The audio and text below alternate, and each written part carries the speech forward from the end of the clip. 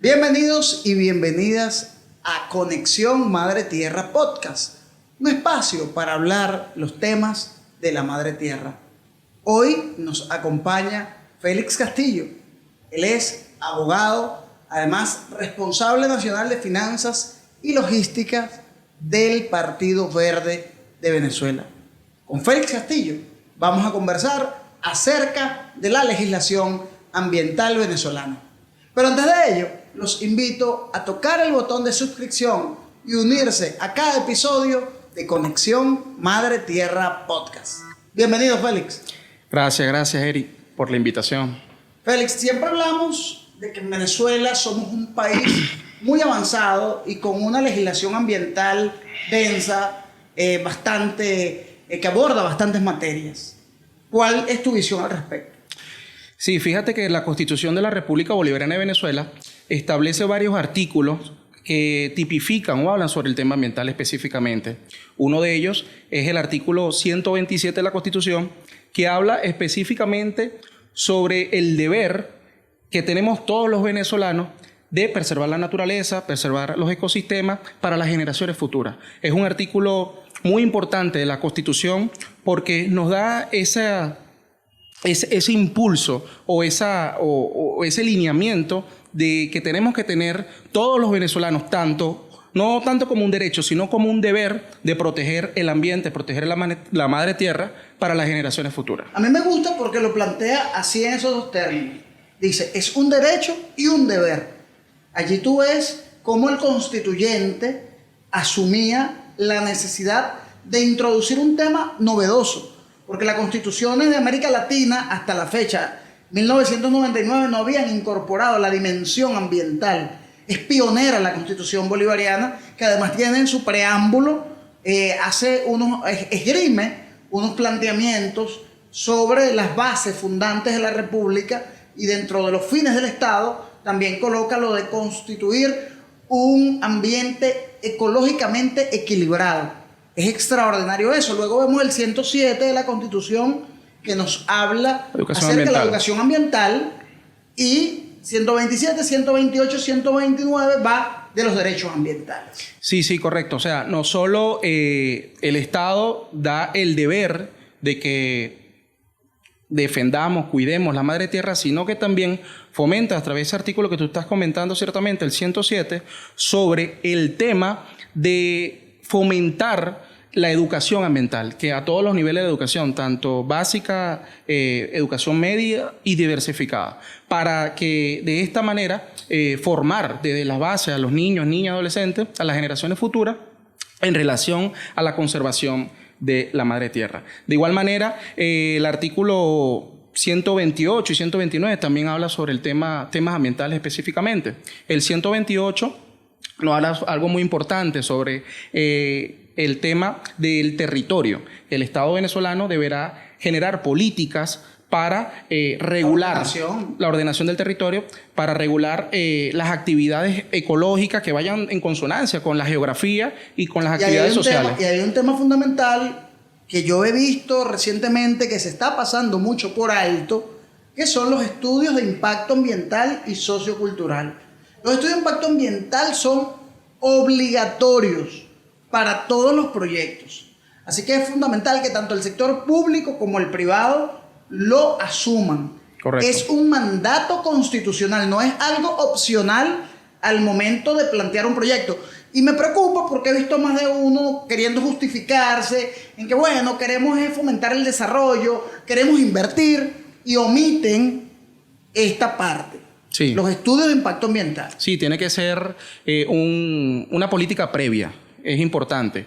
Los estudios de impacto ambiental para el tema de esa afectación del recurso natural, pero estás hablando específicamente del artículo 129 de la Constitución, pero además de eso, Eric, en un segundo párrafo la Constitución habla sobre que el Estado regulará la entrada al país de sustancias peligrosas a nuestra república. O sea, el Estado tiene la garantía de preservar la seguridad, es un tema de seguridad de la nación.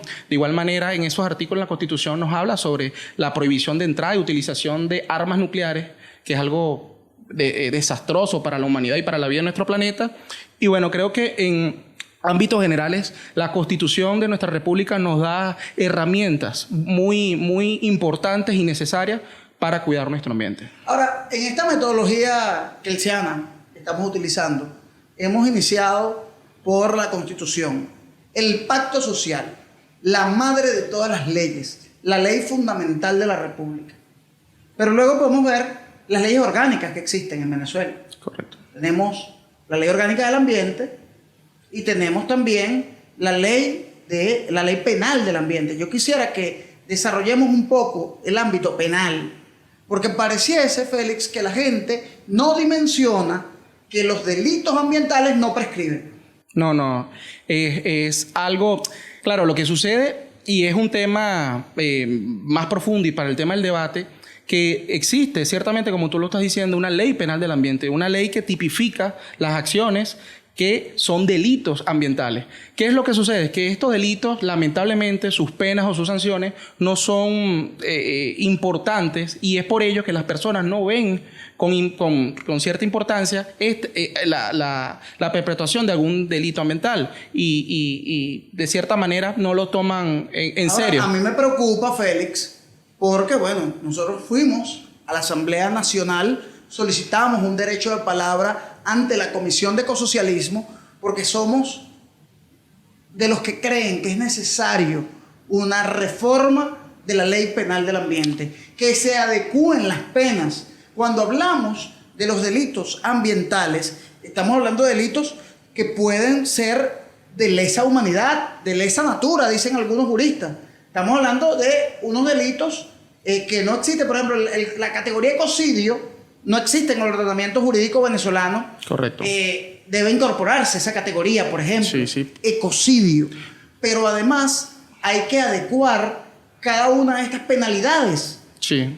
Porque es que no puede ser que sea más económico un almuerzo que pagar los gastos o la multa que trae consigo alguno de estos Claro, correcto. artículos. Y no estamos hablando de cualquier tipo de delito. Tú ciertamente lo acabas de decir. Son delitos de lesa humanidad. ¿Por qué son delitos de lesa humanidad? La Organización de Naciones Unidas estipula que los derechos humanos, que los derechos ambientales son derechos humanos de tercera generación. Entonces, si nos vamos a la práctica, una persona que cometa un hecho en contra del ambiente está cometiendo un hecho en contra de los derechos humanos. Y una persona que cometa una acción en contra de los derechos humanos está violando los derechos humanos, y esto a su vez estamos hablando de crímenes de lesa humanidad. Es importante destacar que los crímenes de lesa humanidad, y en este caso la violación de los derechos humanos, no prescriben. Es decir, estamos en presencia de acciones que puedan cometer personas en relación en contra del ambiente, que sus penas son irrisorias, pero no tienen ningún tipo de prescripción. Entonces, la acción que están cometiendo las personas que realizan algún hecho ilícito, eso no va a tener ningún tipo de prescripción. Ahora, un tema que también llama la atención, Félix, es que la ley ordena la creación de una jurisdicción penal especial, una jurisdicción penal ambiental. El Ministerio Público hoy cuenta con fiscales especializados. Hay una dirección del tema ambiental dentro del Ministerio Público. No pasa lo mismo en los tribunales. Sí, la Ley Orgánica de Ambiente estipula específicamente en su artículo 136 la creación de los tribunales con competencia ambiental. Ciertamente, como tú lo estás indicando, Eric, el Ministerio Público está haciendo su trabajo. Ha creado direcciones especializadas en el tema ambiental, los cuales vienen haciendo su trabajo, vienen investigando, vienen haciendo las diligencias necesarias para demostrar los hechos ilícitos en competencia ambiental, pero cuando tienen esta conclusión la llevan a un tribunal de la República, y actualmente los tribunales de la República que están conociendo los delitos ambientales son tribunales con competencia ordinaria, no son tribunales especializados en materia ambiental. Hay que decirle a la gente, lo conocen tribunales agrarios y tribunales penales, que no tienen necesariamente ese juez todos los elementos para decidir con firmeza sobre una materia. Incluso cuando tú colocas una materia tan específica y tan densa como la materia ambiental, estamos hablando de que la Ley Penal del Ambiente tipifica delitos como por ejemplo la contaminación de las aguas o la disposición de desechos y residuos sólidos en lugares no autorizados, en sitios no idóneos para ello. Y allí se pueden generar muchos perjuicios porque los lixiviados que genera esta acumulación de basura percolan y pueden ir a fuentes de agua. Y esto podría traer un perjuicio no solo para la generación actual, sino también para generaciones futuras. Así es, correctamente. Y creo que la ley orgánica como tal estipula los pasos necesarios, la ley orgánica del ambiente, para la creación de estos tribunales con competencia ambiental. Lamentablemente creo que es una deuda que todavía tenemos o tiene el Estado a la hora de la creación de estos tribunales, porque se están viendo muchas deficiencias, lo digo como abogado, en relación a las decisiones emitidas por parte de los tribunales, ya que no tienen conocimiento en el tema ambiental. Entonces creo que es importante este tema para buscar una solución y generar conciencia que los delitos ambientales son delitos bastante serios. Ahora, en el contexto de la emergencia climática, de la triple crisis que vive la humanidad, que es la crisis de la contaminación, de la pérdida de biodiversidad y de la emergencia climática, es un buen momento para que en Venezuela avancemos y consolidemos este nuevo sistema de justicia que incorpore estos tribunales especializados. No se trata de aumentar la burocracia del Poder Judicial, se trata de especializar dentro de la estructura del sistema judicial venezolano y responsabilizar también a jueces y juezas que conozcan de esta materia y que las decisiones que adopten sean fundamentadas en un conocimiento amplio y específico de la materia ambiental. Así que bueno, ahí queda un tema en el tintero y que sé que desarrollarán ustedes en todos los espacios, tanto académicos como del espacio de la lucha política, porque esto es una conquista y una deuda del pueblo venezolano. Ahora, Félix, un elemento que yo he visto siempre es que hay demasiadas leyes, pero están como sueltas. La ley de bosque, la ley de agua, la ley de la basura. ¿Haría falta un código ambiental venezolano? Mira, creo que más es el tema de formación, de conocimiento de todo este tipo de ordenamiento jurídico. Aproximadamente en nuestro país contamos en un aproximado como de 26 a 27 leyes ambientales, contando las resoluciones, contando los decretos, al igual que obviamente la ley orgánica ambiental y la ley penal del ambiente.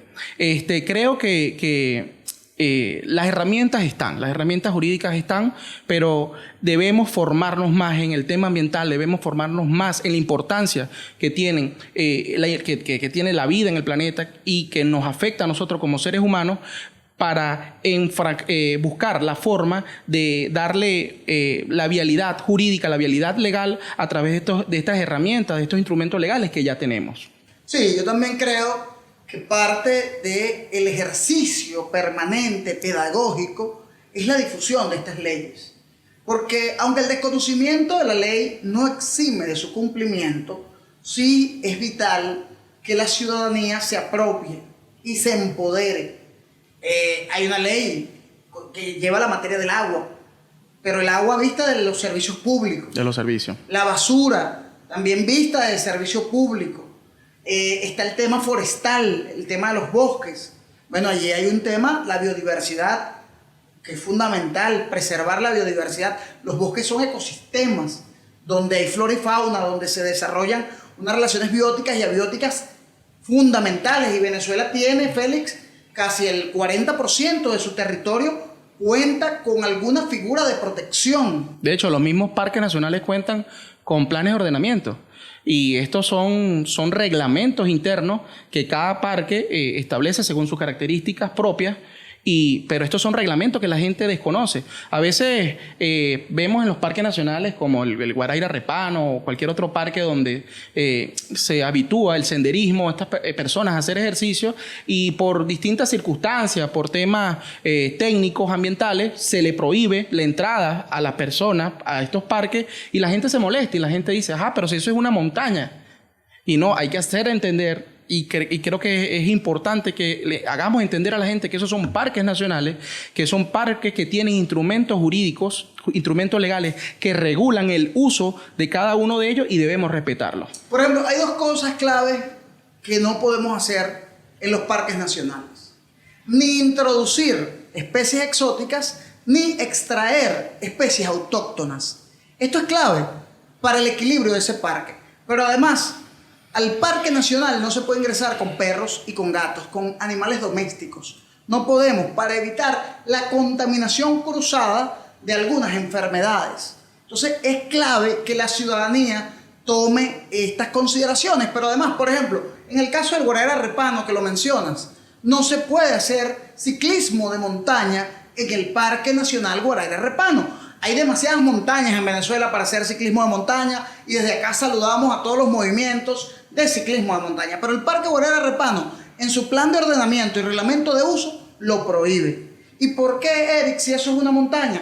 Bueno, pero es que es una montaña con una fragilidad, con unas características tan únicas que llevaron a la determinación de protegerlo.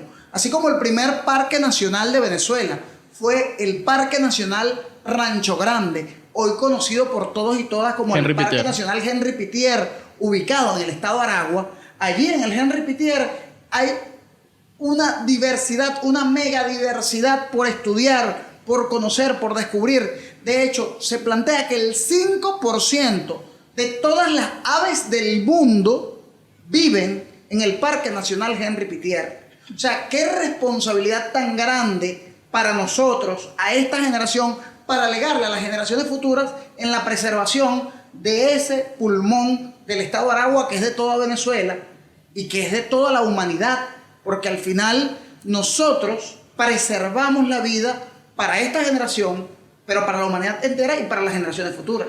Sí, claro. Además que por más cuidadoso que seamos, nuestra presencia impacta. El ser humano impacta. Nuestra presencia en un parque nacional impacta. El Parque Nacional Henry Pittier, cuando tú vas a las costas del estado de Aragua, tú tienes que atravesar el Parque Nacional Henry Pittier. El plan de ordenamiento... Las costas del estado de Aragua son del parque también. También, sí, de hecho, hay municipios que quedan dentro del Parque Nacional.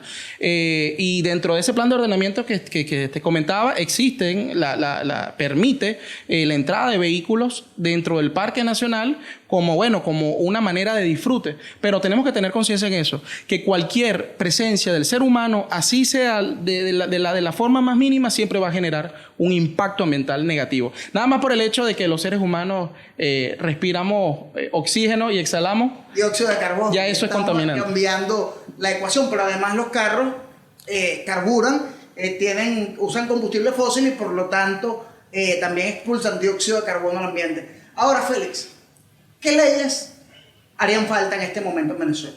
O sea, ¿qué nos falta por legislar? ¿Qué instrumentos hay que materializar, concretar? ¿Qué mensaje puedes darle tú a los diputados y diputadas que hoy conforman la Asamblea Nacional? Creo que la Asamblea Nacional ha tenido un impacto y una actuación importante en estos últimos tiempos en legislación ambiental. Ciertamente, como tú lo acabas de decir hace rato, se han legislado leyes en relación al tema del agua que pertenece al tema de servicios públicos, pero tiene que ver con una necesidad como el agua, que es una necesidad natural, una necesidad de la vida. También se han legislado leyes como el tema de la reforma de la gestión de residuos sólidos, que también es una ley que pertenece a la Comisión de Servicios Públicos, pero también el tema ambiental, el tema de los desechos sólidos, el tema de la basura es un tema ambiental. Pero también la Asamblea Nacional ha promulgado una ley sobre el ciclismo urbano, que es una ley importantísima para generar el menor impacto en nuestro planeta con la emisión de emisiones de carbono que emiten los carros. De igual manera, actualmente existe una propuesta de un proyecto de ley sobre la ley del cambio climático, la ley también de los derechos de la madre tierra y una propuesta también de reforma de la ley penal del ambiente. Creo que la Asamblea Nacional, como órgano legislativo de nuestra República, está haciendo un trabajo importante en el tema ambiental, pero creo que tendríamos que enfocarnos un poco más en el tema de los delitos y las penas y sanciones de la Ley Penal del Ambiente. Creo que tenemos que, de alguna u otra manera, hacer entender a la gente que las acciones que están cometiendo en contra de la naturaleza, en contra del planeta, en contra de la madre, en contra de la vida en general, son acciones importantes que están tipificadas en un ordenamiento jurídico y que si la vas a ocasionar, vas a tener una sanción o una pena. Creo que por ahí iría la vía, el tema de la reforma de la Ley Penal del Ambiente. Bueno, Félix, el tiempo es corto siempre. Y hoy en Conexión Madre Tierra hemos desarrollado este tema que nos convoca a más reflexiones, a más debate. La legislación ambiental venezolana. Yo quiero invitarlos a que se suscriban a nuestro podcast y estén atentos a todos los episodios para seguir juntos hablando los temas de la Madre Tierra.